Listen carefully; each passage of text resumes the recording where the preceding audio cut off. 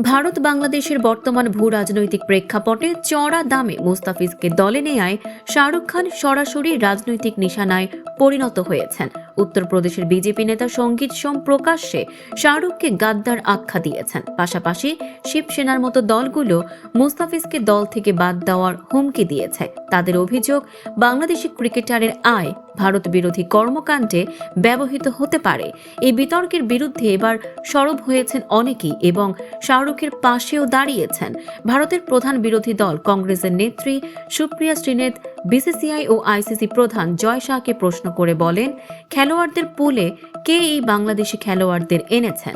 বাংলাদেশি খেলোয়াড়দের কেনার সুযোগ করে দিয়েছেন কারা? স্বরাষ্ট্রমন্ত্রীর পুত্র জয় শাহের এই উত্তরটা দেওয়া উচিত। ক্রিকেটারদের উনিই তো আইসিসি প্রধান এবং ওনার হাতেই ক্রিকেট সংক্রান্ত সমস্ত সিদ্ধান্ত থাকে। কংগ্রেস নেতা মনিকম টেগোরও বলেন, শাহরুখকে দেশদ্রোহী বলা ভারতের বহুত্ববাদী চেতনার উপর সরাসরি আঘাত। এদিকে কট্টর ধর্মীয় মন্তব্যের জবাবে অল ইন্ডিয়া ইমাম অ্যাসোসিয়েশনের সভাপতি মৌলানা সাজিদ রশিদ শাহরুখের পাশে দাঁড়িয়ে বলেন, শাহরুখ খান একজন খেলোয়াড়কে কিনেছেন। শাহরুখ ও সালমান খান সবচেয়ে বেশি সমাজ সেবা করে থাকেন। সিনেমা ও খেলার জগতে কোনো সীমানা থাকে না। সব মিলিয়ে 9 কোটি রুপিতে মুস্তাফিজকে দলে নেওয়ার সিদ্ধান্তে বড় রাজনৈতিক বিতর্কে জড়িয়ে পড়েছে কেকেআর। তবে পুরো ইস্যুতে এখনো সরাসরি কোনো মন্তব্য করেননি শাহরুখ খান।